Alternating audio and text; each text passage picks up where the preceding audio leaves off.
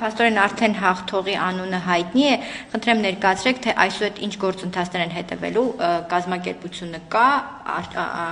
առաջիկայում ինչ աշխատանքներ են իրականացվելու։ Շատ լավ, այո, մրցույթը ամփոփել ենք, ըստ էության երկար մրցույթ էր, եթե հաշվի առնենք նաև այս ձևաչափով մրցույթ կայացնելու վերաբերյալ որոշման կայացման փուլը, ապա երրորդ տարին է, ինչ աշխատում ենք այս ուղղությամբ,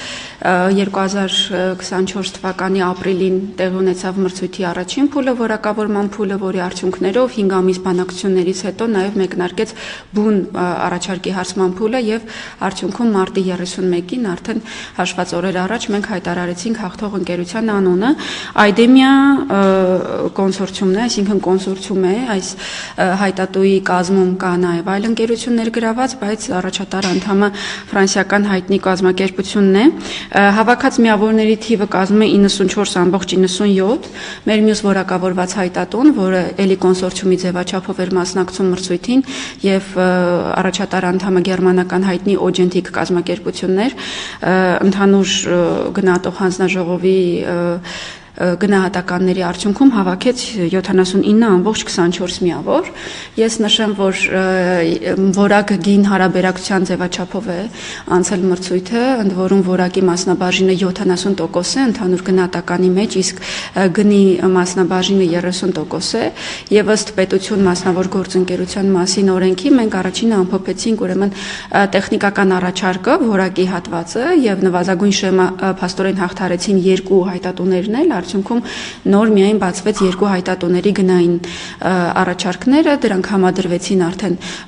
տեխնիկական կտորի գնահատման արդյունքների հետ եւ ունենք այս պատկերը։ Անդրադառնալով ձեր հարցին, ինչ հետագա փուլերը որոնք են, քայլերի հաջորդականությունը հետեւյալն է։ Մենք պետք է այլևս արդեն պայմանագիրը կնքենք հաղթող ընկերության հետ, քանի որ որակավորման փուլից մինչև առաջարկի հարցման փուլը ընկած ժամանակահատվածը մենք հատուկ հայտատուների խնդրանքով երկարաձգեցինք եւ բավականին մանրամասն պայմանագրի նախագիծը քննարկված է, այս փուլում արդեն շատ չենք ուշացնի, ըստ էության պայմանագիրը ընդունելի տեսք ունի երկկողմ եւ հանրային գործընկերոջ, այն է կառավարության համար եւ մասնավոր գործընկերոջ տվյալ պարագայում հաղթած հայտատուի համար եւ տեխնիկապես պարզապես առաջիկա ամսվա ընթացքում կպայմանավորվենք երկկողմ հարմար օր, տեղ եւ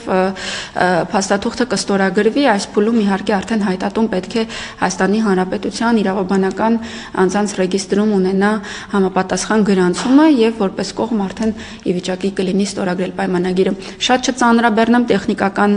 կառուցվածքով, թե ինչպես է նախատեսվում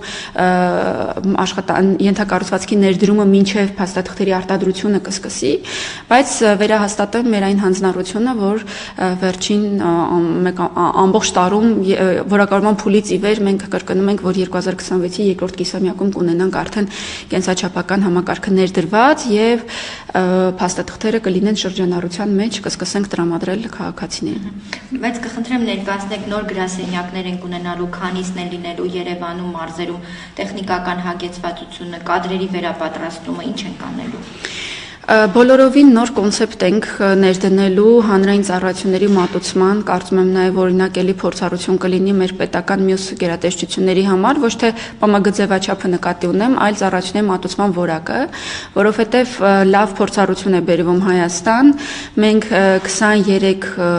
գրասենյակներ կունենանք մասնավորի կողմից, 2-ից 3-ը կլինեն Երևանում, մնացածը կլինեն մարզերում։ Այս գրասենյակներում են ընդունվելու քաղաքացիների դիմումները անձահաստատող փաստաթուղթ ստանալու վերաբերյալ կլինի անձնագիր թե նույնականացման քարտ, ըստ էության այլ տեսակի անձահաստատող փաստաթղթերը եւս նույն ձևաչափով է դիմումների ընդունումն ու փաստաթղթի տրամադրումը կատարվելու, ինչ նկատի ունեմ ասելով այլ տեսակի անձահաստատող փաստաթուղթ, այլ իրավական կարգավիճակներով Հայաստանում փաստաթուղթ ստացող անձանց մասին է խոսքը, կլինի փախստական քաղաքացիություն չունեցող անձ կամ մոտայգրացի, որը ունի կացության կարգավիճակ։ Գիտեմ, որ կան մտահոգություններ մեր հանրային ընկալումների իմաստով, որ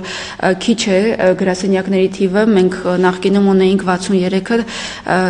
2023 թվականին միգրացիա եւ քաղաքացիական ծառայության հիմնադրմամբ թիվը դարձավ 47, սա արդեն իսկ ի հայտ բերեց մեր որոշ համակարգացիների դժգոհությունը, հիմա էլ դառնում է 23, բայց պետք է նշեմ, որ ծառայությունները մատուցվելու են թվայնացված եղանակով եւ ըստ էության գրասենյակ մոտենալու անհրաժեշտությունը դառնալու է մի քանի տարին մեկ անգամ, եթե մենք նկատի ունենանք, որ ունեինք իրավակարգավորում, որը ժողովուրդը անվանում էր ելքի կնիկ, այդ անձնագրի վավերականության մասին նշման վերաբերյալ է խոսքը օտարերկրապետություններում եւ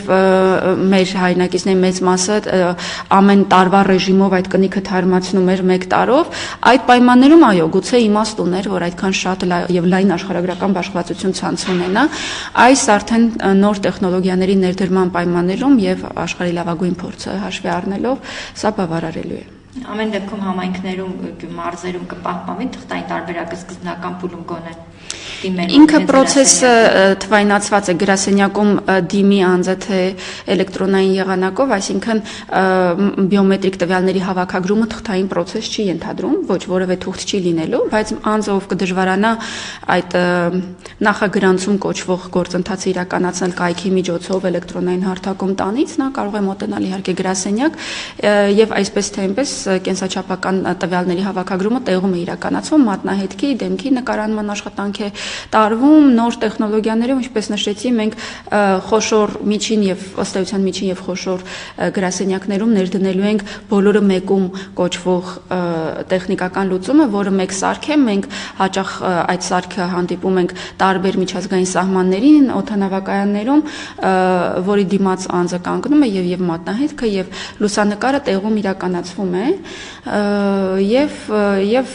լինելու են իհարկե շատ արագացված ու ճկուն ծառայություններ, այդ թվում նաև առաքման ծառայություններ,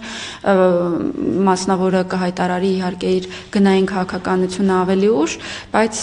կարծում եմ արժանապատիվ հանրային ծառայությունների մոդել ենք ունենալու։ Իսկ այս նոր ծառայությունների ներդրումում, քանի որ մասնավորը ամեն դեպքում